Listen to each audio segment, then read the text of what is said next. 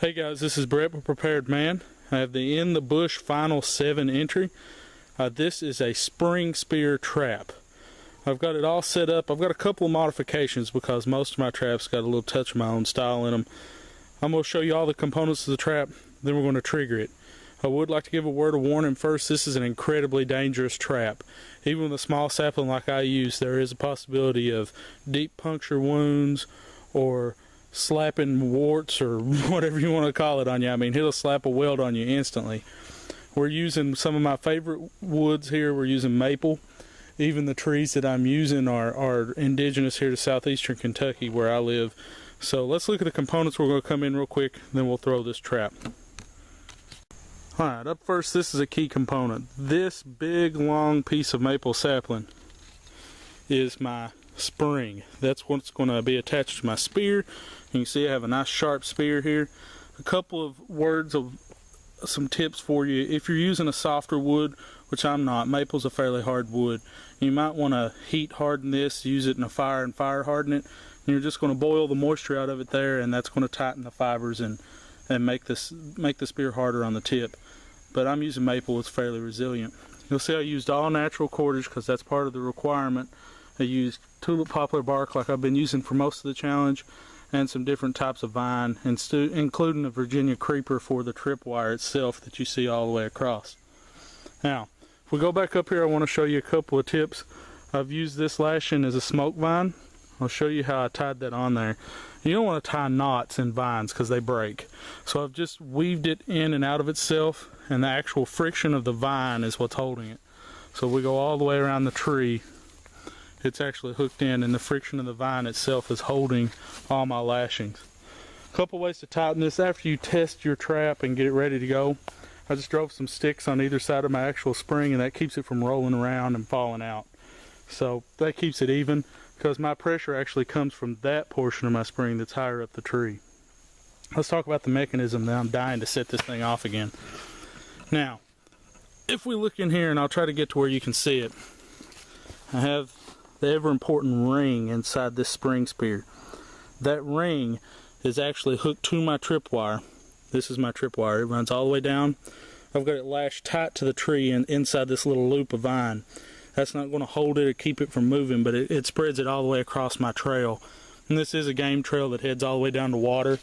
That was one of the hardest parts of this challenge, was actually finding a game trail to set this up on, because this is for wild boar or different types of hogs or smaller varmints of that type, but it's a little bit more significant than trying to kill a squirrel.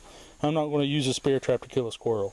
So this trap is pretty significant. I've set it up on a game trail here. Now I'm going to go around to the other side and show you the trigger.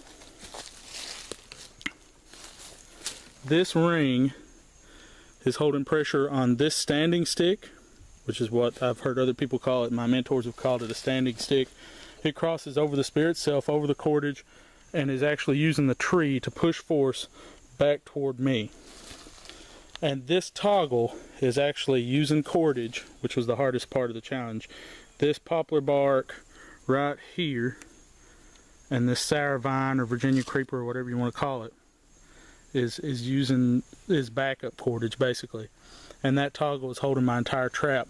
The ring is being held in place by these two different sticks trying to spread out, and that's going to hold the portion of my trap and keep it from springing loose.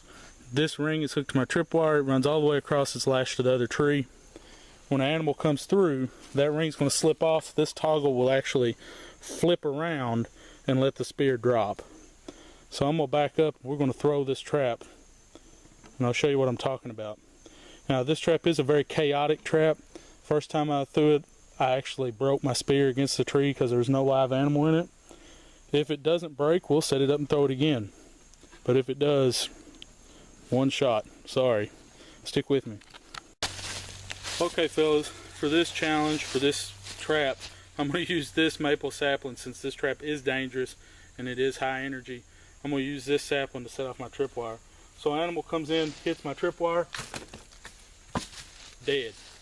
Now, you'll notice that I'm hitting somewhere 8 to 10 inches up off the ground. I've targeted this trap toward wild boar, which are a nuisance species in southeastern Kentucky. They have a year-round season. You're allowed to trap them, kill them, do whatever you want to them, because they are an invasive nuisance species. I set it 8 to 10 inches up off the ground. That's for the softer side, gut kill, rib shot, something that's going to cause some bodily damage to the animal. You'll notice that my spear stayed straight instead of turning out, and the reason why is I actually notched the side of my spear. Now I'm going to pull you in and kind of show you what I'm talking about when I notch the side of my spear. It keeps it from sliding out the back, and also keeps it from actually twisting on my spring. So let's pull in here, and I'll try to take some of the lashings off and show you what I'm talking about.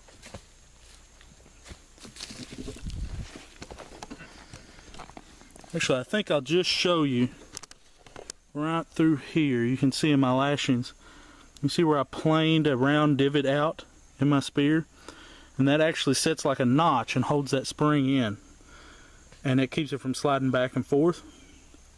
These notches on the back keep my cordage, my vines from spreading out. And if you'll look, my spear, pretty good penetration on this other tree. It probably stuck in maybe 1/2 inch, 5/8, 3/4, somewhere in there. It took a pretty good hit.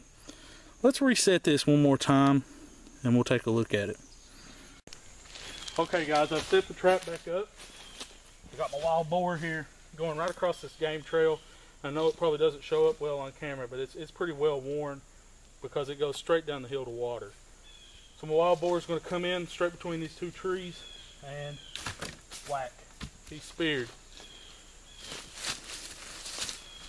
I'm Brett Burns with Prepared Man in the Bush Final 7 Challenge. The last thing I have to do is my improvised hunting weapon. So stick around, we'll have a link to that as well. Thanks.